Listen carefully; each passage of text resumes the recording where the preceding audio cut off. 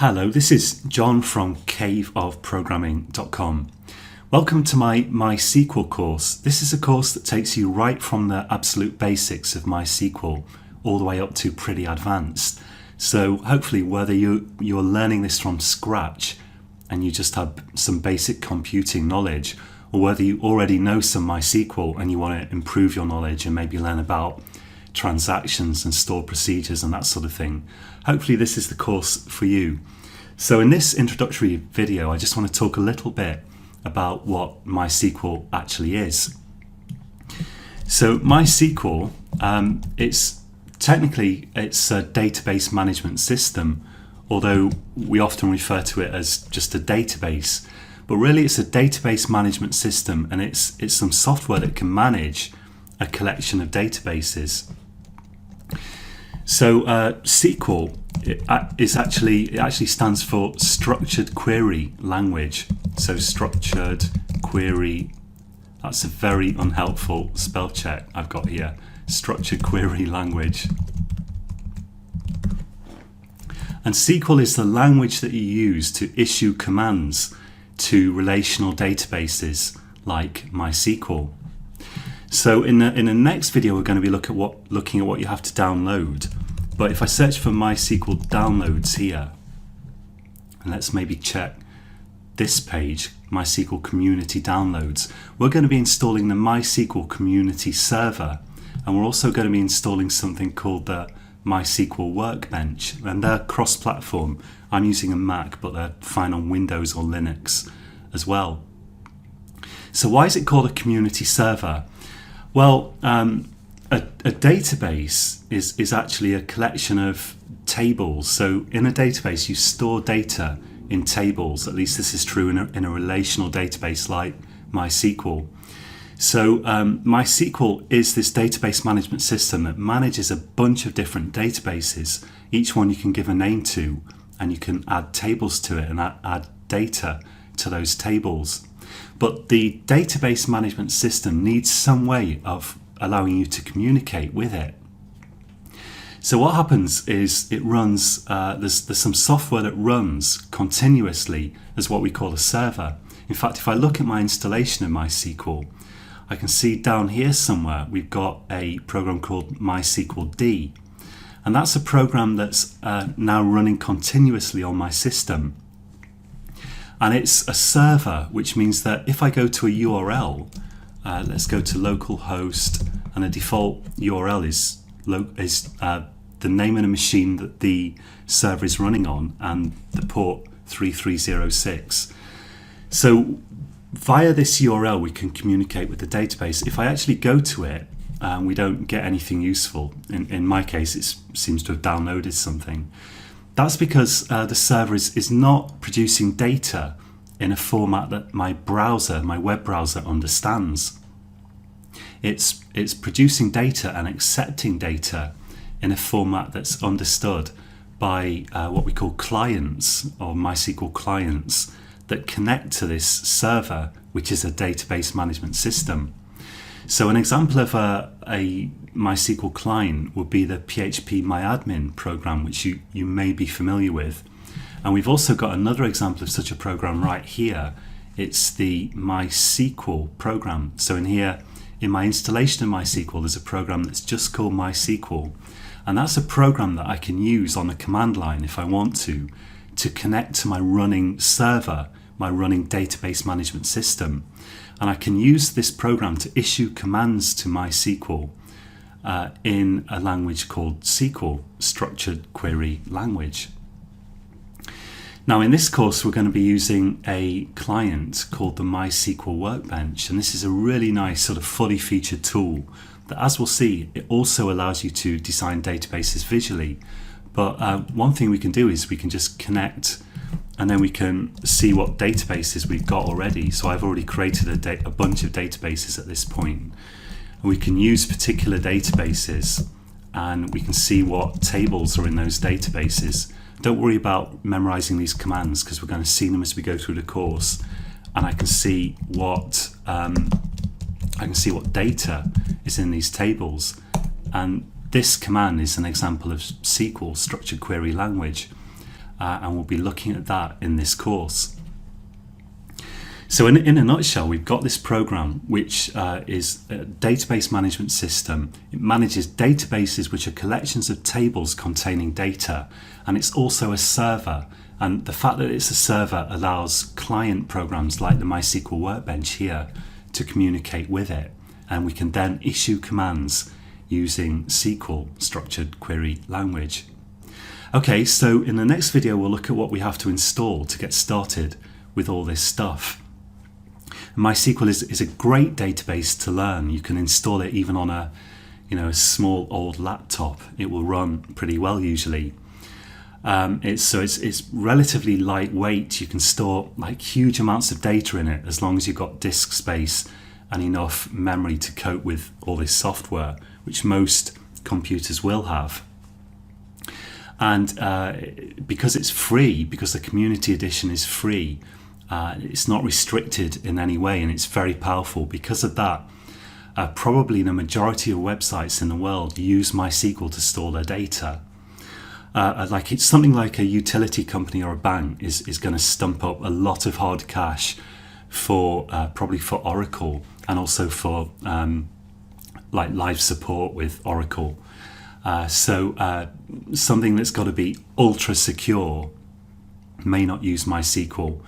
But then again, there's no reason probably why it couldn't. It's just a matter of maybe getting some support with Oracle. And Oracle is just the established kind of big database in the field.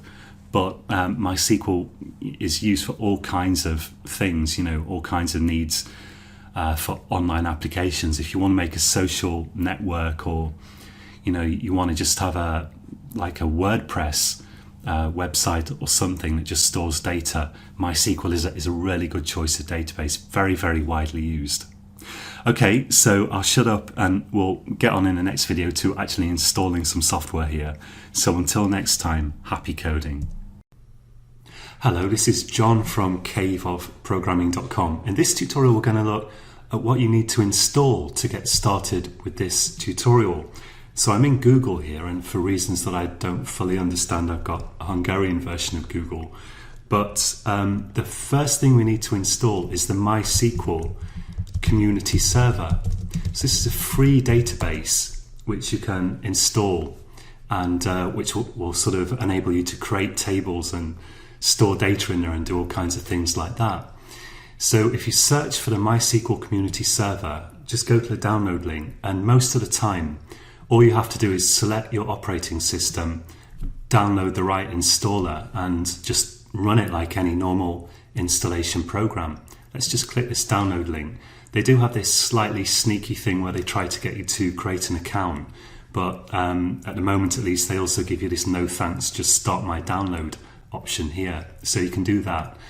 So download the version for your operating system and install it. They have versions for Linux, for Windows. I'm using Mac, but you can install it on more or less any reasonable desktop computer. If the installation program asks you to enter a password for your root user, which is, as we'll see later on, this is the user that you'll be connecting as initially, it's really important that you remember the password that you entered. It's very important, but it might just not ask you. This installation program used to be a bit flaky, and a long time ago there didn't even used to be a program. But now usually the installers for the various platforms, they pretty much work out the box. If you do run into any problems, then well, make sure you are running the installer and not a zip download. And don't be afraid to Google for further information if you have to. I can't show you the installation for your platform because it depends on your platform, and it even depends on the version of MySQL and the version of the installer. But if you run into any problems, don't be afraid to Google for that, like can't install MySQL Windows 7 or whatever.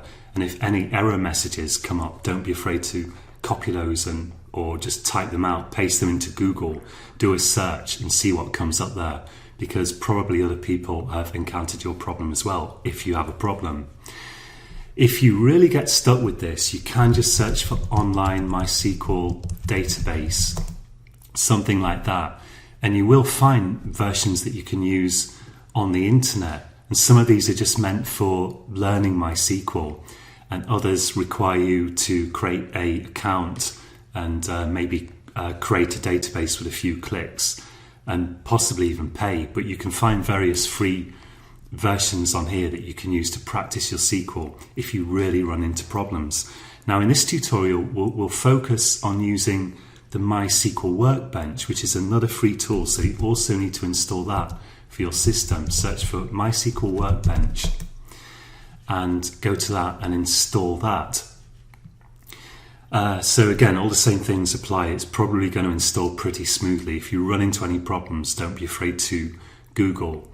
If you want to use an online MySQL database instead, should be no problem, because we won't be getting too tied up with the Workbench here. I'm going to focus on learning MySQL of the sort that you'd also type on a command line if you wanted to.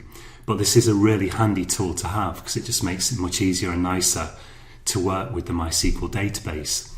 When you've installed it, you'll probably have a choice between running the MySQL server when your operating system starts up, when your computer starts, which is the easiest option.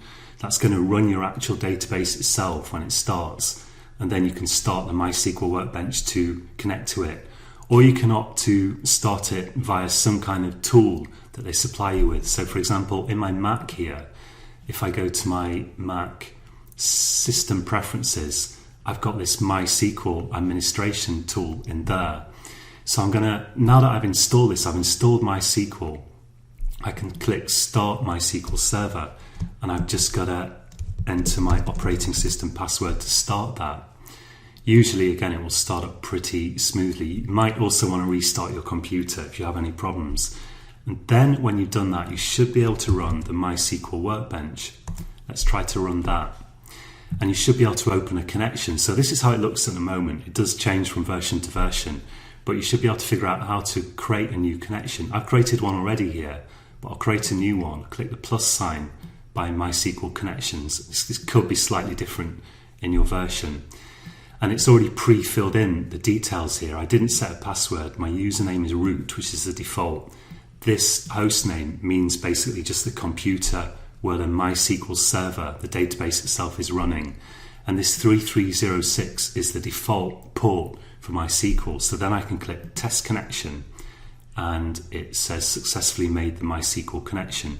So you want to get to that point where you can see that your MySQL Workbench can successfully connect to your server. Don't forget, you might have to start your server via your control panel or Mac preferences or whatever you're using if you didn't select to have it start when you start your computer when you installed it. Okay, so that's it for this tutorial. Good luck with that. As I say, if you run into any problems, Google it, and as a last resort you can use just an online MySQL database to follow this tutorial. And in the next tutorial we'll look at actually setting up a connection and issuing commands. So until next time, happy coding. Hello, this is John from caveofprogramming.com. Now this is kind of an optional tutorial because I'm going to show you how to use MySQL on the command line. If you don't know the command line for your system, if you don't know command line console commands, then you're going to get lost in this tutorial. But I would advise watching it anyway because it will give you a little bit more insight into how MySQL works. But don't worry about it because we're going to be using the Workbench in subsequent tutorials. So now that I've installed MySQL and I've made sure that it's stopped, it's not started at the moment, I'm going to go to Terminal on my Mac. So Windows has a Windows console, and of course you have a terminal in whatever version of Linux you're using as well. Now my MySQL is actually installed. I've tracked it down to the following directory. This is just for my particular system. I'm going to go to /user local MySQL, and of course on Windows the commands that you see here are going to be different. So you could either learn Windows console commands or just skip this tutorial as I say. Let's go to that directory. Here's my actual MySQL installation. Now if we go to bin here, we'll see there are lots of programs in there, and there are two really important ones. One is called MySQL D, and that's the actual server program. It's your actual database itself. So we could start that from a command line. If we added this directory, the directory I'm in, to the path environment variable, and again, if you Google for how to do that, for example, Windows 7 path environment variable, or Linux add to path environment variable, then you could add that directory there, and then you'd be able to type these commands, these programs that you see here, from any location in your terminal. Otherwise, you're going to have to change to this directory before you can run these. So let's try and run the MySQL server on the command line. So to do that, on a Mac and probably on Windows, I have to use the sudo command to run this as admin. And again, this is not going to apply to Windows. Let's run sudo./MySQL D, and I'm going to specify -u root. This specifies use the root user, which is the kind of default user for MySQL. If you specify the password, you'll also need to say -p and your password, like let me in, for example, with no spaces after the -p, but I haven't specified a password, so I just need this. Let's run this. You'll have to enter your admin password, your user password, if you haven't already run sudo, if you're using Linux or Mac, that is. So now we can see it started up successfully, and I'm going to start a new terminal. Let's go to shell, new window with basic settings. Again, this is just Mac stuff, but this is standard Unix command line stuff. So this will be the same or very similar on Linux. Again, I'll go to that directory, so /user local MySQL bin, and now I can connect with the MySQL command line tool. So I'm going to just type I have to type /MySQL. On Windows, it would just be the command name without the /, or at least last time I used Windows, that was the case. -u root, and I run that. Now I've got a MySQL command line. So there are two programs here, MySQL D, the actual server itself, the actual database, and there's also the MySQL command line tool, which enables you to connect to that database as a client, as we say. You're a client connecting to the database server. And we're going to be issuing these commands in the Workbench in future, but I just wanted to show you this to help explain how this all works. Now I can issue a MySQL command, and on the command line, you have to terminate your commands with a semicolon. So the simplest command that we can start off with is show space databases semicolon, and I hit return. And these are the different databases that I've got already by default in my MySQL server. So you'll probably see something there. Hopefully you will. So although we've got one database server program, we can have different databases in that. So the different databases can be used, for example, by different programs, or we can create a new database in there whenever we want to practice MySQL. Now I'm going to just quit that now. So I'll type quit, and it just says bye, and we can close this. To actually shut down this server from a terminal, you could, like on Windows, you could use your process manager, or I forget what it's called on Windows, but you have something that you can bring up to just shut down, force processes to quit. I'm going to use kind of Unix command line here again, and I'm going to go to shell new window on my Mac. And so this, if you're not familiar with this, don't worry at all, but I'm going to type ps-ef to give me a list of processes in Unix, and I can then actually modify that by saying a pipe character and then saying grep MySQL, and that will narrow down the list of processes in a Unix type system to show you which ones are running that have MySQL in the name. So if I do that, we can see that MySQL D is running here, and that's the process ID 857. So I'm going to say sudo to run as admin kill 857, and we've hopefully shut it down. Well, it doesn't look very shut down, so let's try this. Yeah, I think actually we need this one here, 909. Let's try that. The first one was the actual thing that I'm typing now. Let's run that. And with a bit of luck, yeah, it's shut down. So if you do try this and you get lost and you have terrible problems shutting it down, the thing to do would be just restart your computer. Hopefully after that it will work as normal. And I will repeat my advice that if you do get into any difficulties with this, you can't resolve them, don't be afraid to Google it. It varies from system to system what you'll have to do, but someone will have run into the error almost certainly that you're encountering, and you can find that usually via Google searches.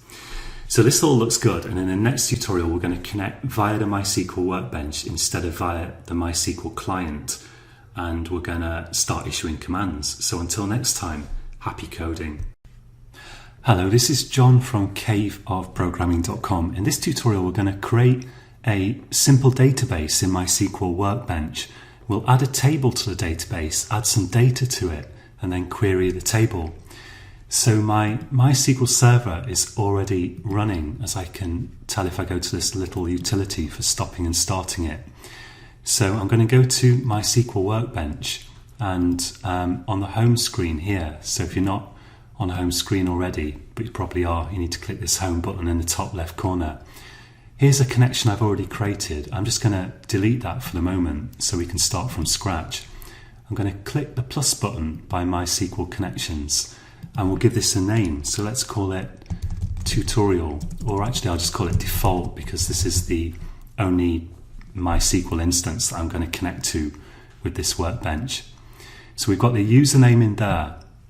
We've got an IP address here, which is the kind of local IP address of this particular machine. So this isn't on the internet. If it was on the internet, this database, my database server, this IP address will be different. And this is a port which we're going to connect on. It's the default for MySQL 3306. And again, if you are on the internet somewhere, you would use this information to connect to your database. But the defaults here, which were already filled in for me, apart from the connection name, they're good for connecting to my local server. So I'm going to click test connection. It says it's okay. So we'll click OK, and now I've got this icon here. So if your version of MySQL Workbench works a bit differently, don't worry about it. You just need to go through this sort of equivalent steps, whatever they are, on your version to get this working, and it will be something similar to this. Let's double click this connection now. So now it's opened a tab where I can write SQL commands. I'm going to start with show databases and I'm going to execute that. I could use the lightning strike button, but I'm going to use command and return, command and enter. And on Windows, I guess it would be control and enter, but that will execute the command if you've got the cursor on this line. So let's do that. So we can see these are the databases I've got at the moment, and I'm going to delete this command that I've just typed and add create database. Let's call it tutorial1 and execute that the same way. And then I can delete that and we can go back to show databases. Show databases. So now we see that we've got the tutorial1 database created, and we also see in the lower pane here, which is really important, that all the commands executed successfully. So if you type something incorrectly, then you'll see red error icons down here, but these are all green, showing me that all my commands are running. And it's really important to keep an eye on that pane down here. Let's make it a bit bigger to check that your SQL commands are running correctly. Now I can go ahead and create a table, but first I need to tell MySQL that I want to work with this particular database that I've just created.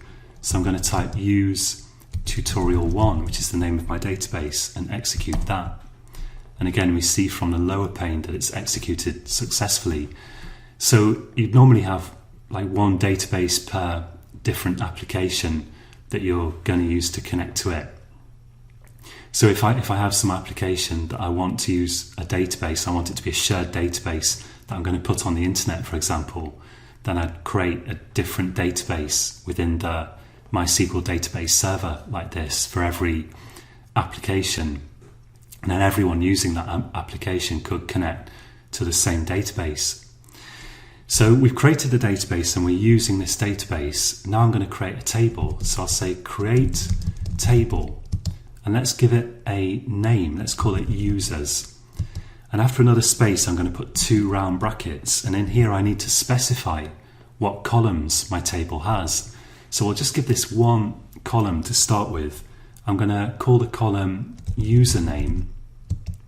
It doesn't really matter whether you make this uppercase or lowercase. I prefer lowercase myself. In the early days of SQL, uppercase was more common. And we have to say what type this column is. So what type of thing does it store? I just want this to store text, and I don't know what the length of the text is going to be. So I'm going to just say text here. Text is a built-in MySQL type. So this is one of the types of things that you can store in a table column. Let's execute that. And again, we see the green icon at the bottom here showing me that my syntax was correct. Then let's type show tables and execute that. So now we can see in this sort of middle pane that it's showing me the results of that query, and it's saying we've got this table called users. So we've just got one table in our database called users. I can also, if I want to see more information about that table, because I've forgotten what's actually in it, I can type desk users and execute that. And then we see that we've got one column in there called username of type text. This also tells me that it's allowed to be null, so we could put like null empty values in there if we wanted. SQL, the syntax of SQL does vary a bit between different databases, and the commands that you use to switch to a database or view a table, these in particular tend to vary between databases. So desk users, this might be different in a different database, and also things like create database and show tables. But the SQL commands you use to create tables, they're fairly standard. But again, there's going to be minor differences between different types of database like Oracle or MySQL, and in particular the types that you can use, text or int for integers or whatever, they're going to differ a bit between different kinds of databases. So let's actually add some data to this table. So we know we've got one column called username. I'm going to type here insert into, and the name of the table, which is users. And we're going to put round brackets in there and specify the columns that we're inserting into. So we just want to insert into the username column. So I put that in the round brackets. Then after the brackets, I'm going to type values and another pair of round brackets. And in the second pair of round brackets, I can specify what values I want to insert. Well, I can only insert one value at a time here. So let's in double quotes. We use double quotes because this is a string. It's some actual text rather than being, say, a numerical value. So we put it in double quotes. And let's add in there a username like Bob. And I'm going to just execute that. Again, we see that it's executed successfully. And now, well, we could change this and add another value in there. So we'll have 2 rows of information in our table then. Let's change Bob to Vicky and execute that again. So now we've got 2 users in our database. And to see all the values in this table in our database, you can have multiple tables in a database, and you usually do, but we've just got this one. So I want to look at all the values in this table now that I've inserted into it. And to do that, I'm going to type select star, that's asterisk, from, and the table name, which is users. And if I execute that, we can now see here in the middle pane the values Bob and Vicky. So when you see all of this stuff, at first it seems really complicated, and some people have the tendency to make a lot of notes and really agonize over it intellectually. But the thing you have to do is just type these commands. Don't worry about the fact that you don't understand them fully at the moment, perhaps. Just type them out and get them working. Make sure you can actually type these and execute it. So have a go at this yourself. Create your own database, call it whatever you like. The database name and table names, they will probably have to not have spaces in them. In any case, it's good practice certainly not to put spaces in database or table names, but you can make it whatever name you like for your database or your tables in the database. So try creating a table, add some data to it, and select the data from it so you can actually see it. Follow through the steps that I've actually done here, because that's the really most effective way to learn. And in the next tutorial, we'll look at what else we can do. We'll look at doing some more complex inserts and selects, probably. So until next time, happy coding. Hello, this is John from caveofprogramming.com. In this tutorial, we're going to look at creating tables with multiple columns, and we're also going to look at a new data type, int. So at the moment I've got a table called users. If I do desk users, we can see that table. It's just got one column in at the moment. One thing to note at this point is that if you're using the MySQL Workbench, you can click on the commands in this output pane right at the bottom, right click them and go to replace SQL with selected items, and that will actually overwrite what's currently in the SQL pane, query pane, and replace it with the query you selected. So it's a really useful feature if you want to reuse some SQL that you executed previously. And if you're using a command line, often command lines have a feature where you can just press the up arrow to get back to previous queries. Usually a command line will give you some way of doing that, even if you might have to configure something sometimes to get it to work. Okay, so let's take a look at this. I'm going to actually drop this table, in other words delete it. I'm going to say drop table users, and let's just check, double check, let's do show tables, and we can see that the users table is now gone. So obviously you have to be careful with this query. And I'm going to say create table users, so we're going to recreate it.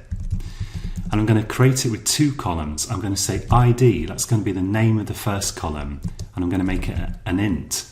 And an int is a numerical value in MySQL. It can store integers, so not floating point numbers, with a decimal point in them, just integer values. And we'll put a comma in and make the second column now username text. So now we've got two columns, ID and username. So in this statement here, where you specify the columns of the table, you can provide a comma separated list with, there can be lots of columns in there to add multiple columns to your table. Let's execute this. And where are we? In fact, I selected that and executed it, which only executes part of it, but I want the whole thing, so I'll deselect there, run it again, and yes, it's run fine now. And let's do a desk users. So there we've got two values. They are both allowed to be null at this point, and we're going to look at that a bit more shortly. Let's just insert some data in there. So this, you can probably guess how this works. In fact, if you want to pause the recording, pause the video, and have a go at it yourself, you can probably figure it out. But let's try it. Let's say insert into users, ID, username, values, and let's put in 1 for the ID, and the text goes in quotes. The text values have to be in quotes, and let's say username Bob.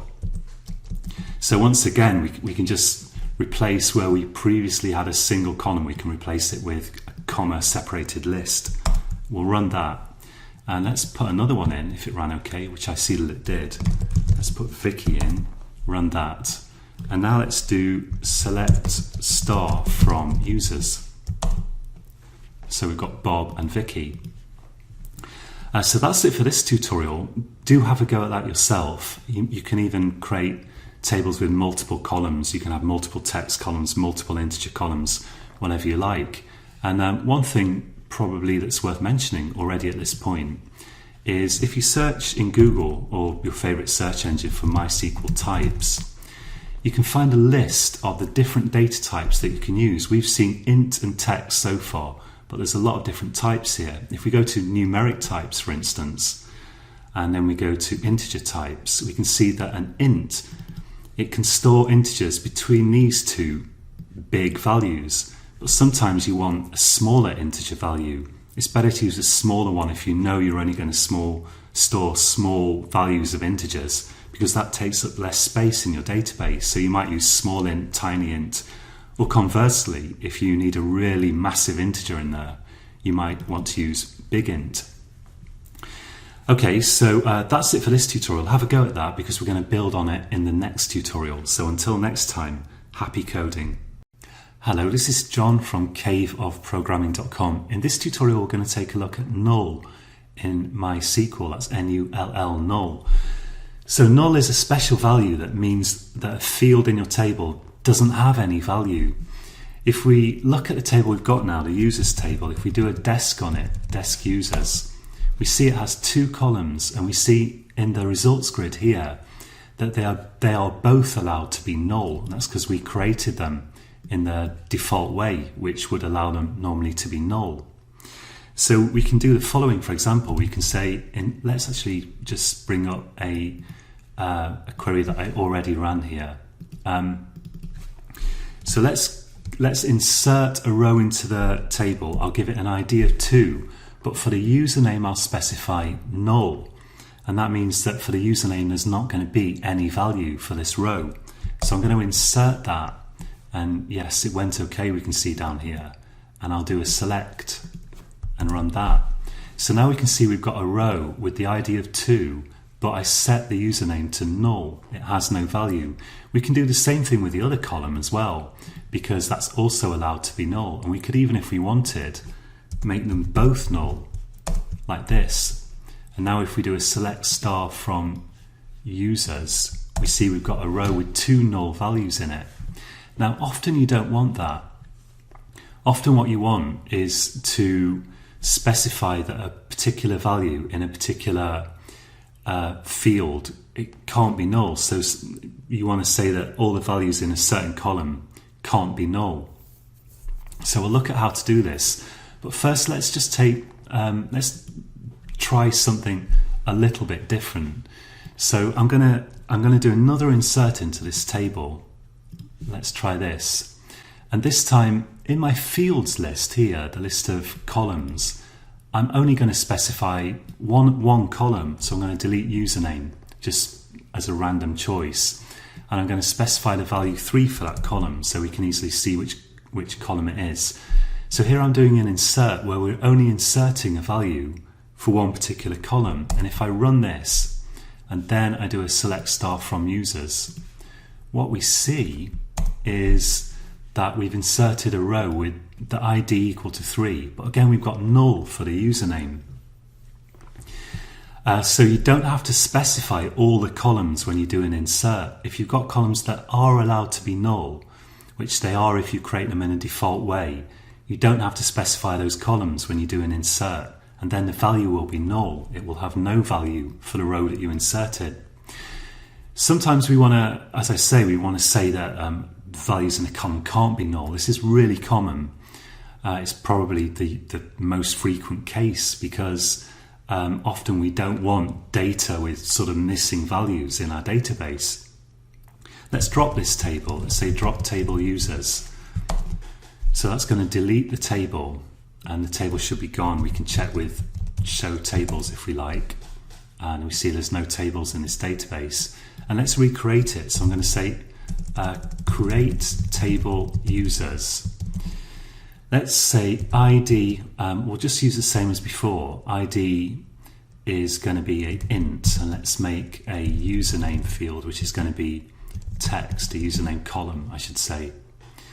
So if we create a table like this, both of the columns are allowed to be null, but we can put not null after any column to say that it can't be null. So you can do that on any of the columns that you want to not be null. Let's try it with both of them. I think we'll make both of the columns not null, and then if we do a desk users, we see that now they're not allowed to be null. So now if I try doing stuff like, let's bring up an insert here. Let's try, well, we'll try this. Let's just run this. This is going to give an error. We can't insert null values for either of these columns now, even if I specify an ID, because I said also username not null when I created the table. This won't run because even the username by itself can't be null. So again, we get an error down here. Now it's interesting to see what happens if you if you try to insert a row in a table with fields that are not allowed to be null, but then you don't mention those names in your insert. So let's try it. I will try getting rid of username here, and I'll try to insert a row with the ID of 9. Now if I run this on this particular version of MySQL, configured the way it is, what I find is that I get a warning icon down here. And if I do now so it's not an error that SQL has run, it's just giving me a warning. If I do select star from users, we see that what's happened is we did insert the row. The username appears to be blank. So the username is not null. It does have a value, but this value is actually a blank string. That's the default value for a text type.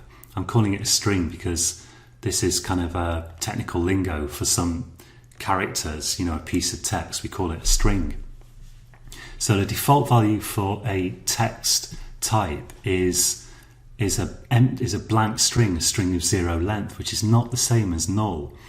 If you try this on your database, you might find that you get different results, and we're going to talk about that a bit in the next tutorial. Let's just try this again. So this time what I'll do is I will try missing out the ID in the field list and just specify username, which I'll set to someone. I don't know, can't think of a name. Let's just run this. So now again we've got a warning icon down there at the bottom in the output pane, and if we try doing a select, now we see that we've inserted a row where the username is someone as I specified, and again ID has the default value for its type, and since ID is an int, the default value for an int is 0. Now this behavior, you might get different behavior with your version of MySQL, or it might be just that if someone else installed it especially, or if the MySQL developers decide to change the default options, you might find that you can't do this, that it won't let you not specify a value in an insert when the value is, we've said it's not null when we create a table. And we're going to look in the next tutorial at some configuration options that affect this. So to practice this, certainly give this a go. Try creating a table with 2 or more columns and make some or even all of them not null.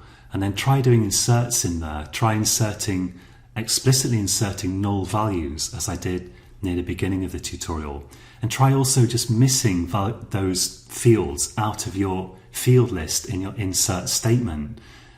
Miss them out. So try to insert a row where you're only specifying values for certain columns, and see what results you get with not null fields. Does MySQL insert a default value for a field that you haven't specified a value for, or does it do something else? Does it throw an error?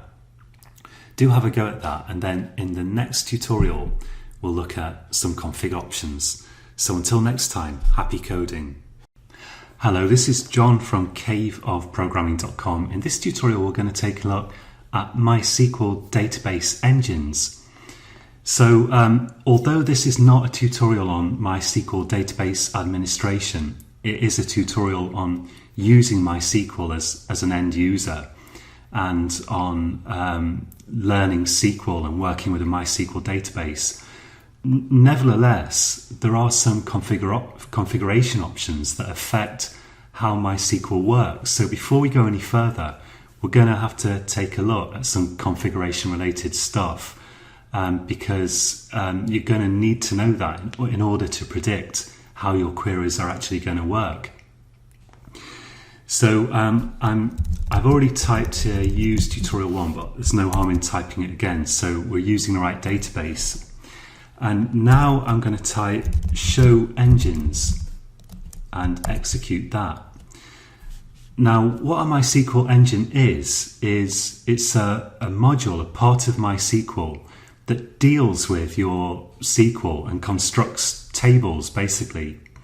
I'm not sure if the actual code that parses your query is part of the engine, but certainly the part of MySQL that constructs tables and decides what they can do and what they can't do.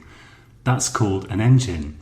And MySQL supports various different engines. Now, most of these I haven't used, but there are two really important ones that you should know about. Historically, MySQL, as I remember it, this is according to my memory, and I've been working with MySQL probably since around 1999, I think. Historically, MySQL was built around, and I don't know how to pronounce these names, but I'll make up a pronunciation. It was built around this MyISAM engine. Now, it was a good start, but it didn't support some really important features of databases. It didn't support, as I remember it didn't support transactions, and I presume still doesn't.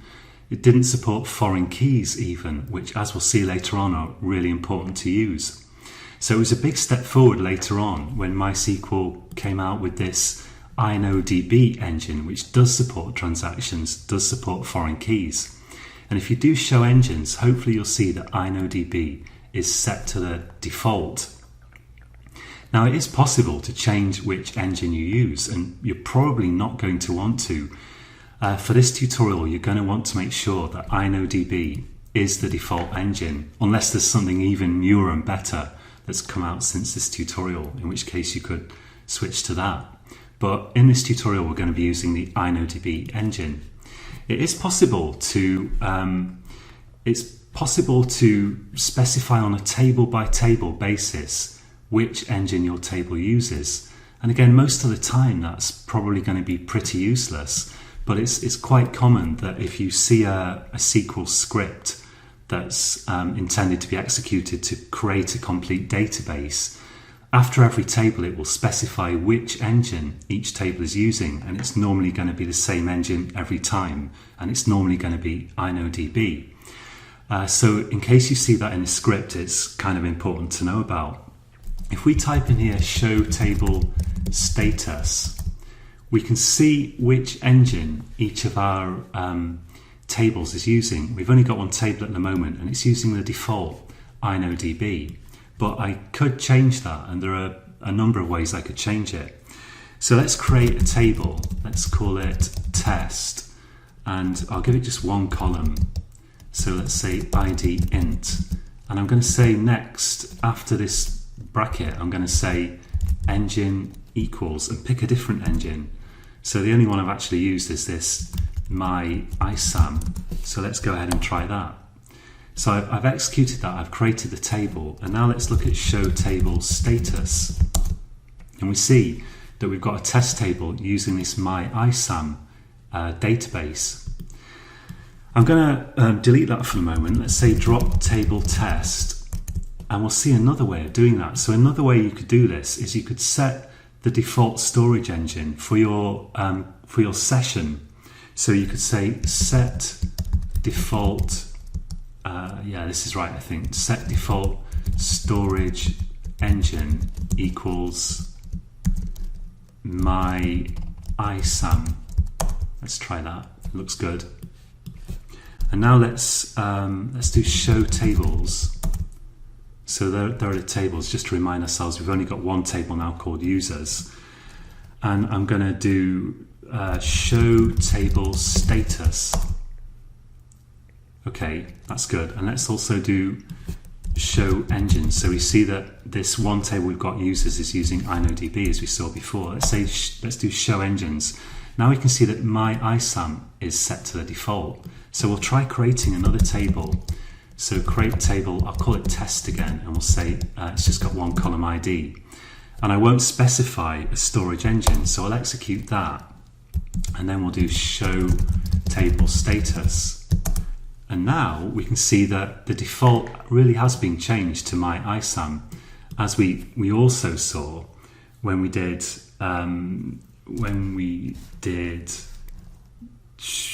show engines.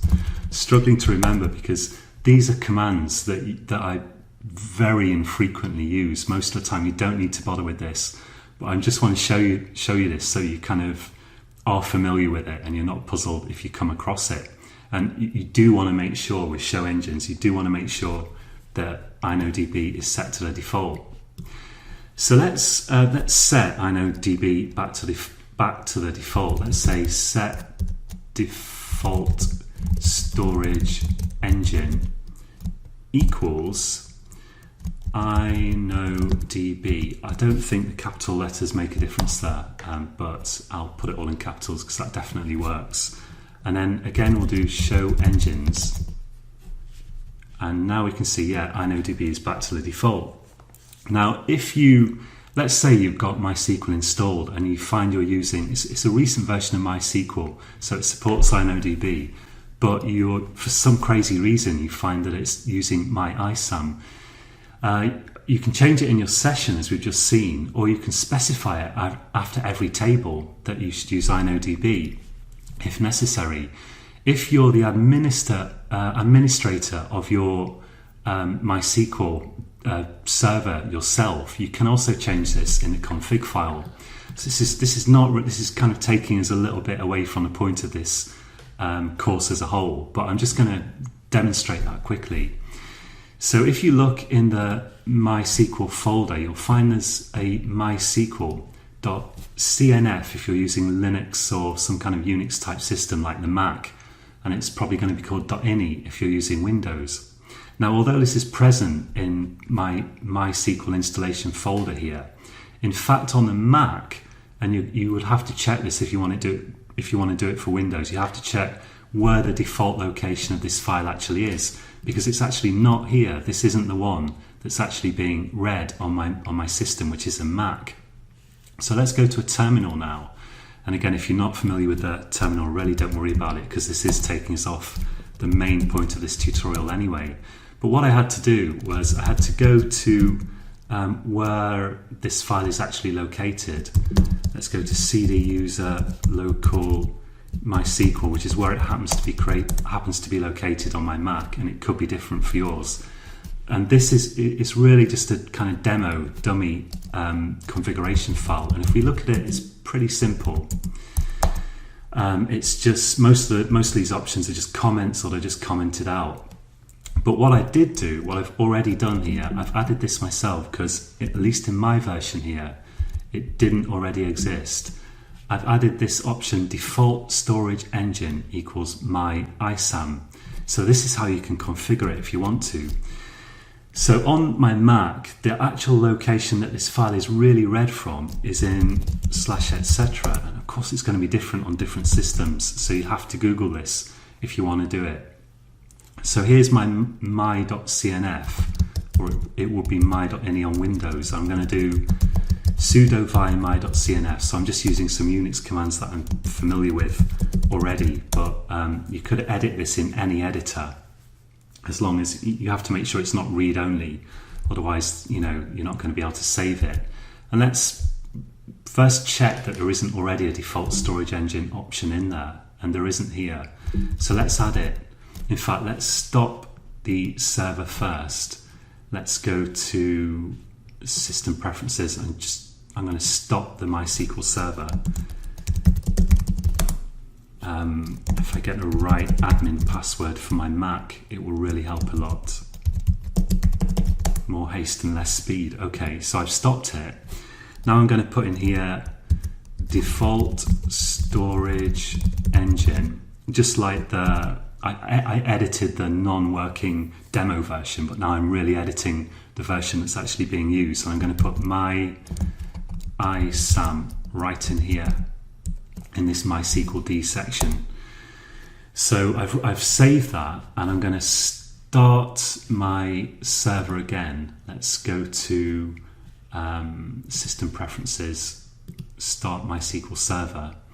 Then I'll go back to my MySQL Workbench, and I'm going to quit this. Hello, this is John from caveofprogramming.com. In this tutorial, we're going to look at a MySQL setting that affects how inserts are allowed to run when the insert is trying to insert into a table with not null values. So we're going to look at another useful setting option to know about. And in this course, we're probably going to see at least one more very useful MySQL specific setting that you should know about. So there's this setting called SQL mode. And the settings in MySQL in general can have global and local values. So let's take a look at what that actually means. To start with, I'm going to say select. And this following syntax is very, very specific to MySQL. So it's not a general SQL thing, but I'm going to type two kind of @ signs, and let's put in here global dot SQL _mode. So if we take a look at the value of this, we see it's set to strict all tables. So if you want to read about what this actually does, and I will explain in just a moment, excuse me, then we can search, let's say in Google, for MySQL SQL _mode. And in the first document that's linked to here, you get the MySQL documentation page. And there you can see various ways of setting this SQL mode, and you can see the most important SQL modes and just general various things you can set it to. You can also see how to set this value in your configuration file to set it sort of permanently. So we'll take a look at what this actually does in a minute, and we'll see that it can affect how our queries run. But I also want to mention that there is also a session SQL mode. So let's take a look at that. And I appreciate that this is going to be a bit cryptic at the moment, but all will become hopefully clear shortly. So let's say two @ signs and a session.SQL mode. So we can run this select statement with multiple values as long as they're separated by commas. And if we run this, we find that my global and SQL, global and session SQL modes are actually set to different values. And that's just because I've been playing around with it a bit. So when I installed MySQL, the default for both of them was no engine substitution. Now the global version of any setting in general, that's going to set the value for any connection that's made to the server. So if someone else connected to the server, or you ran an app that also connected to the server in addition to this MySQL Workbench, if you've set the global mode, that's going to affect these other connections as well. Whereas if you set the session mode, that's only going to affect this particular session.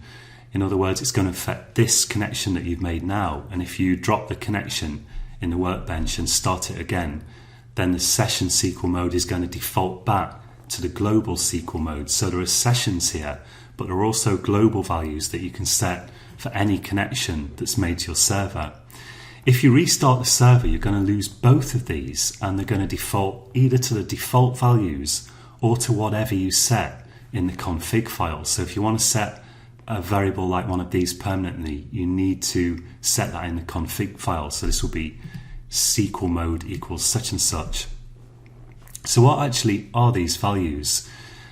So the session SQL mode is the one it's actually going to affect this session, and I've got it set to no engine substitution, which was the default when I ran MySQL.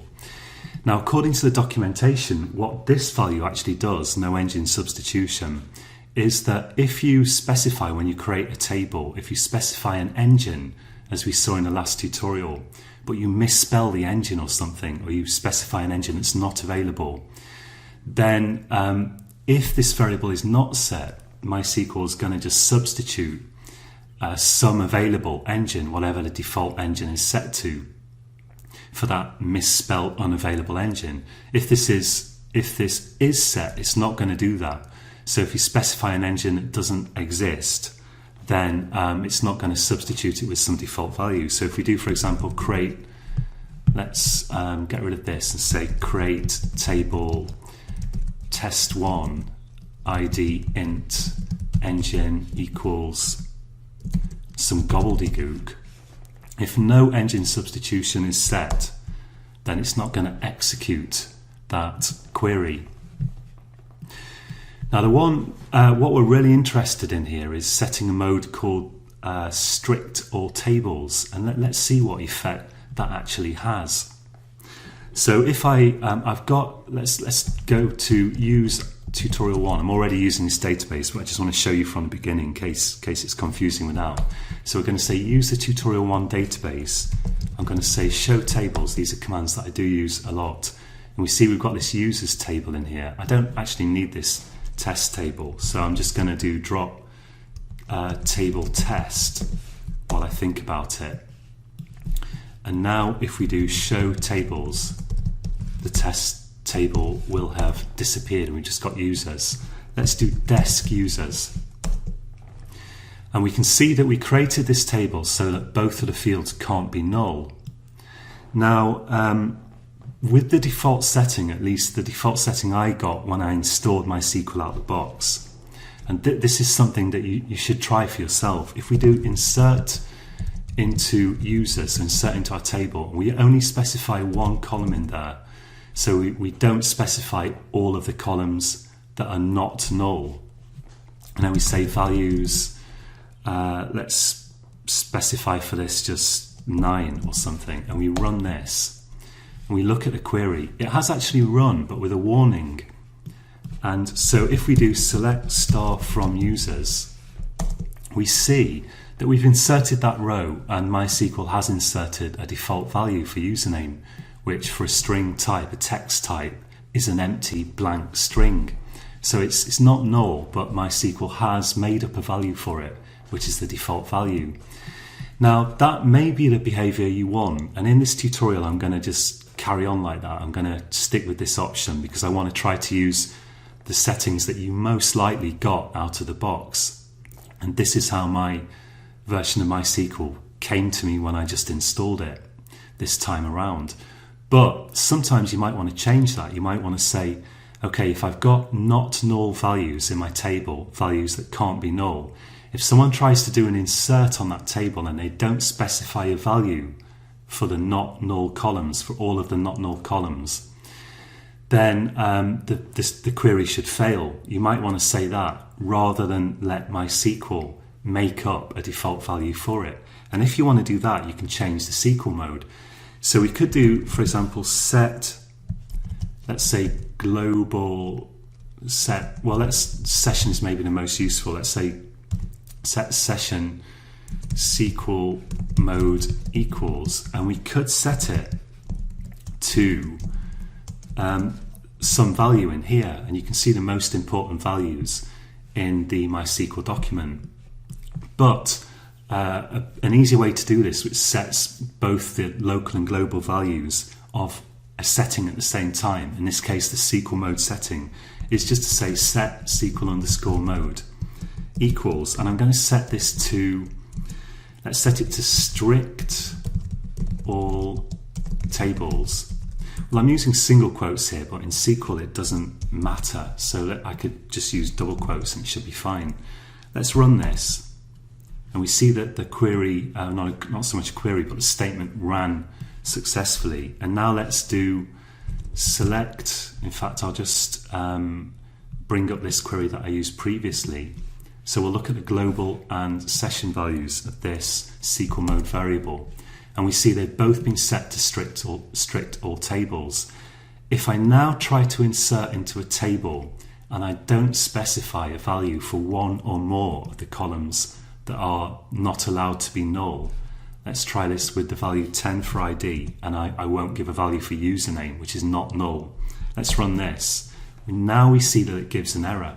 And although errors don't seem like a good thing, sometimes that's what you want. If you have a program that's executing SQL statements, it can be really bad if they run silently and they appear to succeed, but they don't actually do what you want. So if you run a SQL statement in your program, it's good practice to check somehow that hasn't run and created an error. And the same applies kind of if you run a SQL statement by hand like we're doing here. Sometimes it can fail silently. You think it's worked, but it hasn't actually done what you want. So sometimes you want to make sure that queries fail when you do something that you don't really want them to do. And by setting this SQL mode variable, we've made sure that we have to specify values for all the fields that are specified as not null in our table. So it's worth having a go at this yourself. Take a look at your global and local session modes like this. See what they're set to. They should be set to the default, both to the same thing. You know, unless you change one of them, they should be set to both the same thing. And you might want to try changing the SQL mode as I just did. So that's this one, to strict all tables, and then try to insert into a table as I just did, not specifying a value for a not null column, and check that it does fail if you set strict all tables. But I'm going to set this back to no engine substitution for the purposes of this tutorial. Although really, if I was running some sort of production database that actually really mattered, I probably would like to turn strict all tables on, just to give me a bit of extra sort of error checking.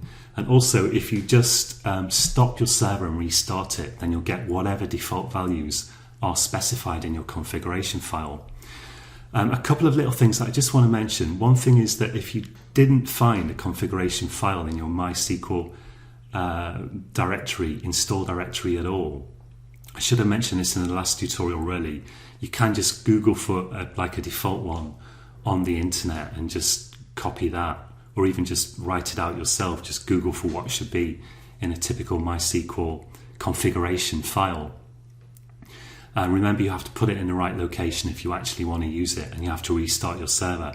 But my download of MySQL did include a dummy sort of default configuration file, my.cnf, or it could be my.ini on Windows. It's just that it wasn't in the right place. And also with queries in general, because I use different databases from time to time, even though I've been using MySQL for a very long time, I can still get confused because SQL syntax does vary between different databases. And also, if you don't use a particular database for a few months, things can start to get confused in your mind, and you forget the exact database specific syntax for SQL queries. So one good place to look is certainly the MySQL documentation, but often this is sort of a little bit cryptic, and often it's easier just to do something like MySQL select query example. So if you forget, for example, how to do a select query, then you can pretty easily find just examples of what that actually looks like concrete examples, and that's sometimes better than looking at the documentation. Okay, we'll leave it there for this tutorial.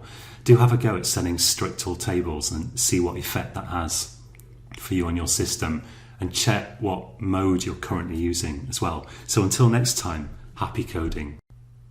Hello, this is John from caveofprogramming.com. In this tutorial, we're going to take a look at how to delete all the data from a table. So when you're learning SQL, often it's really useful just to be able to clear out a table without deleting the table itself.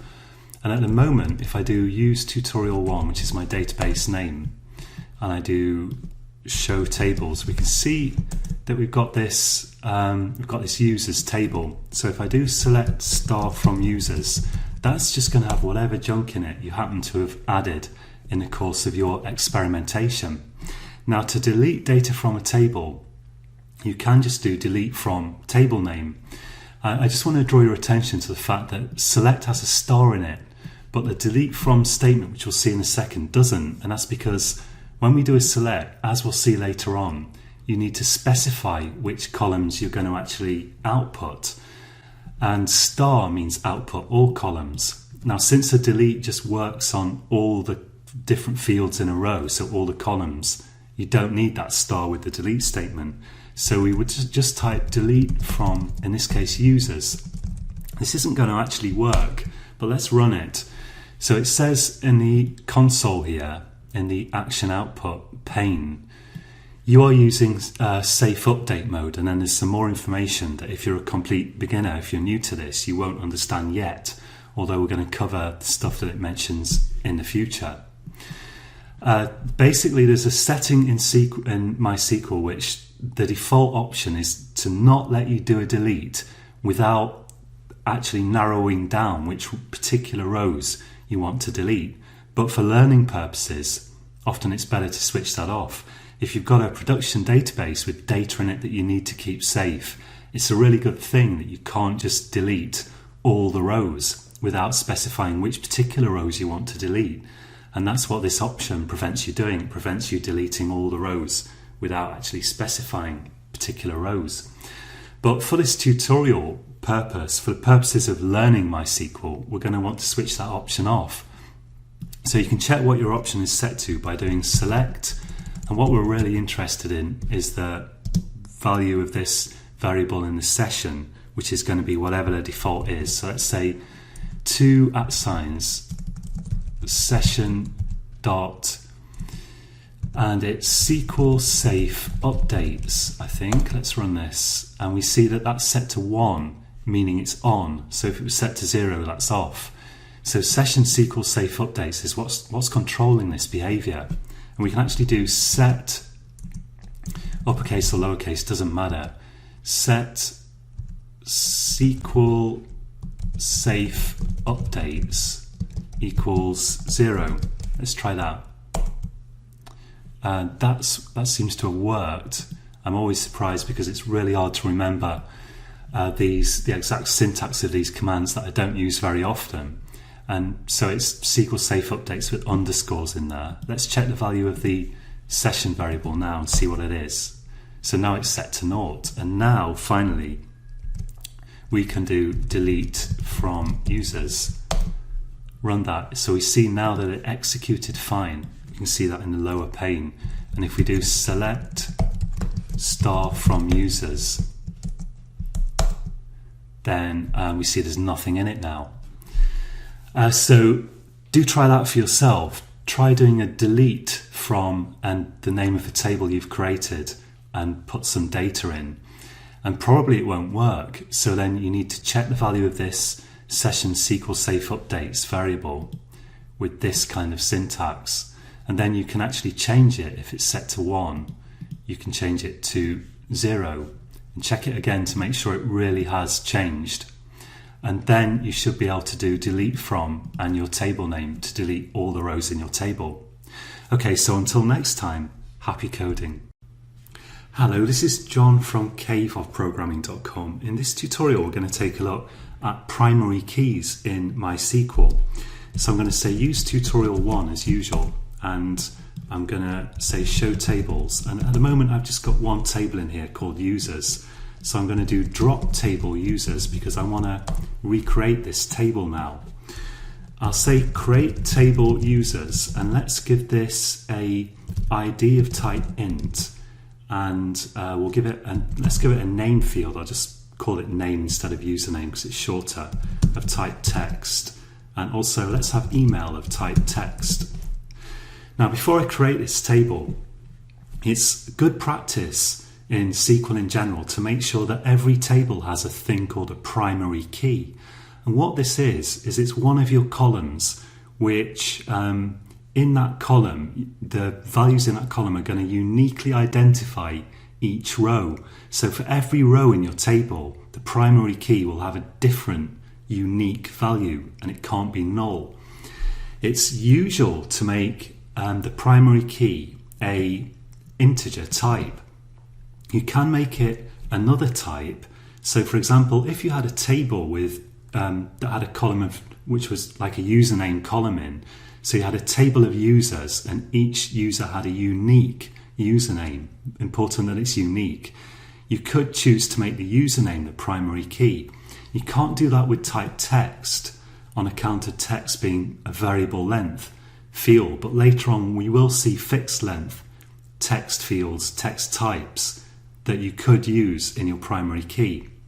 But the bottom line is that every table ideally should have a primary key, and ideally that should be of an integer type because that will give you the fastest results with your queries. But it is possible to use text types, as we'll see later on.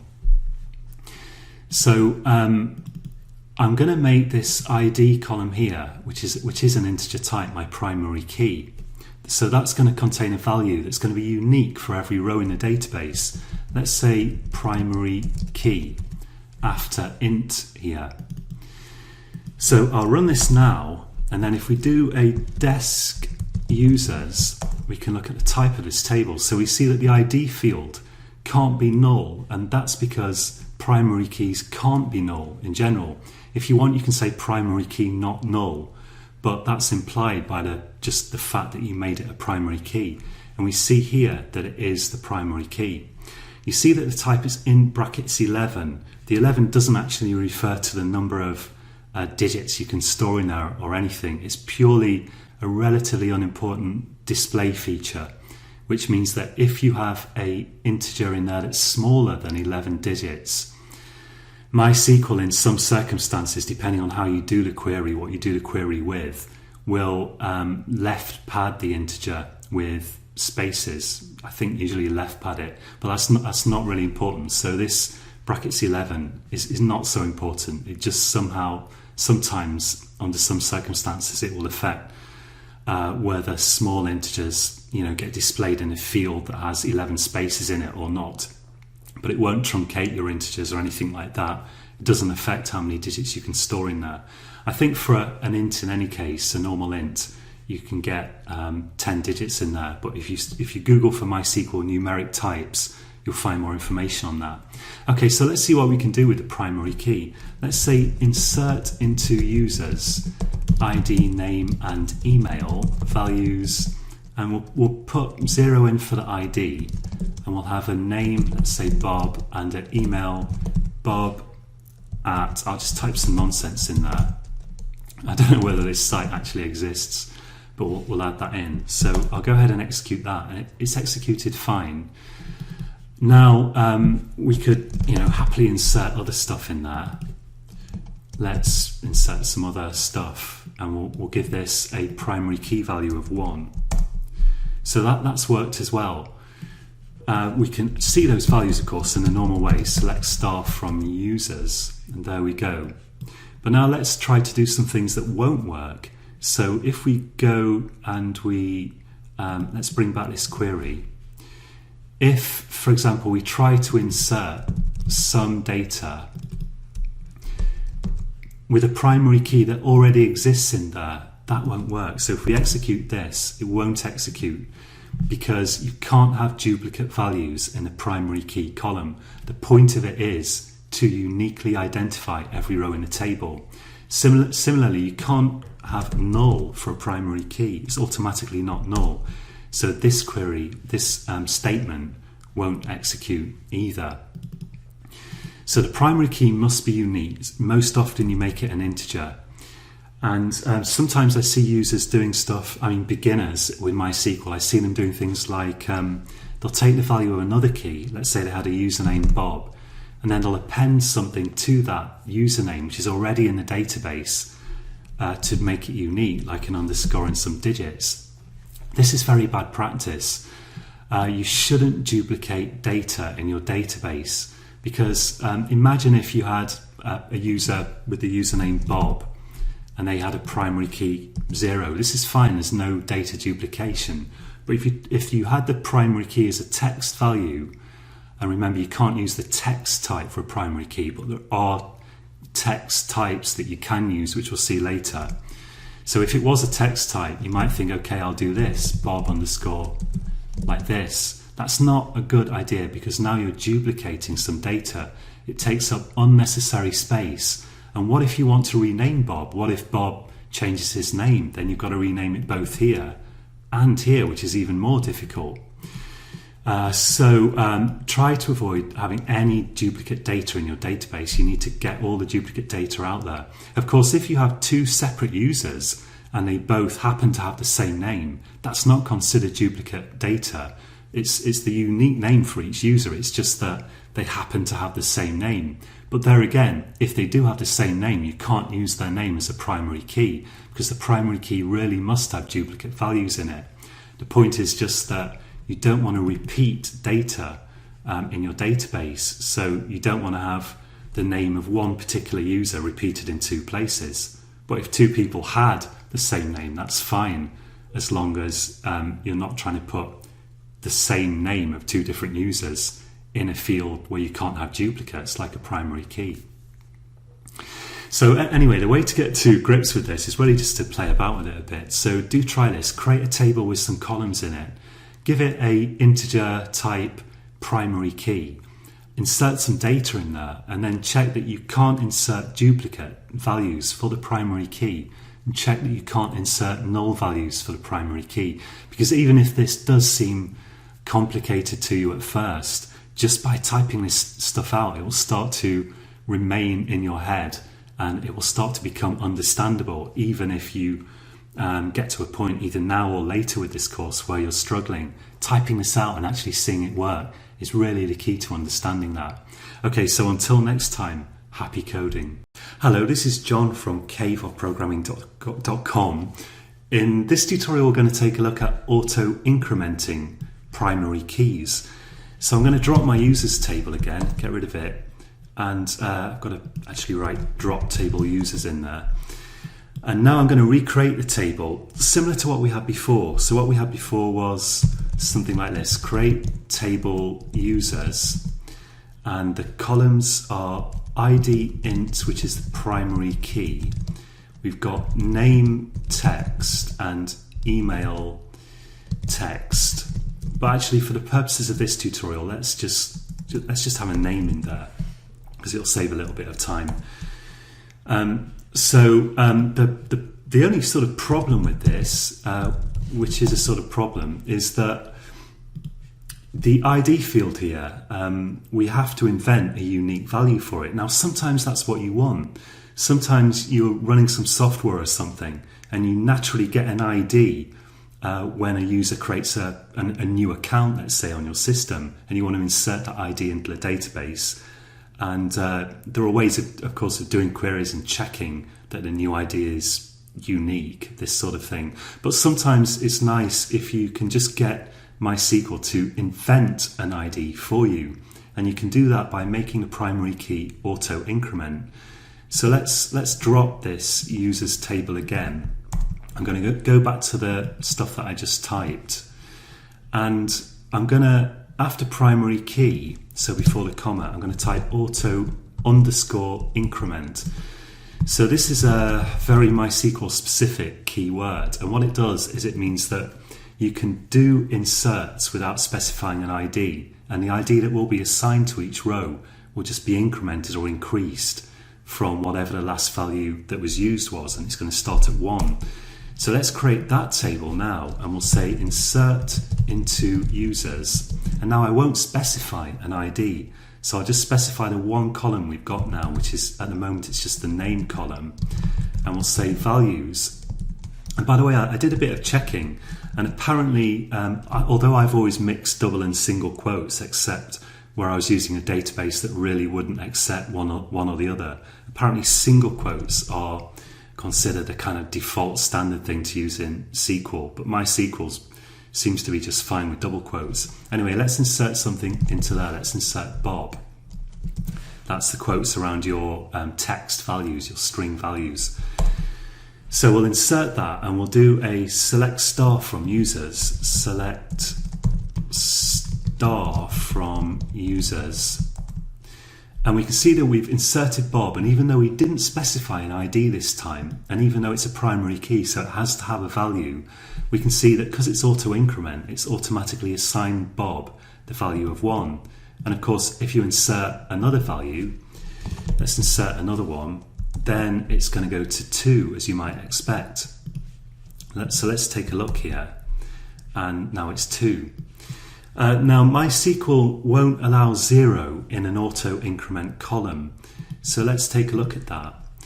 Supposing we do specify the ID, and we specify it, let's say, as 3 or any number greater than 2, that's going to work, and we can do the select now, and we see that the ID value of 3, which we have specified for this auto increment column now, MySQL will accept that just fine. It's going to accept any valid value here, which is going to be anything other than 0, or some value that we've already got in this column, or some value that's too big to fit in there, which would be a really big number. But if we try to insert 0, we get different results. Now, this depends on your settings. I'm pretty sure that in the past I've tried to do this and it just hasn't run the query. So I'm sure that's configurable. But if we just run this now and we do a select on it with the settings that I've got here, which is pretty much it's just the out of the box settings that it came with. What happens is if you specify 0 for an auto increment column, as we just did, just right here, then it just kind of ignores the 0 and it proceeds as though you hadn't specified any value for it. So it will give it the next available ID in the sequence. Okay, so that's it for this tutorial. Have a go yourself. Create a table with a primary key, if you want to, that is. Try inserting into it, and also see what happens if you try to insert 0 on your system. Maybe it won't run the query, or maybe it will just ignore it and insert an auto-incremented value in any case. So until next time, happy coding.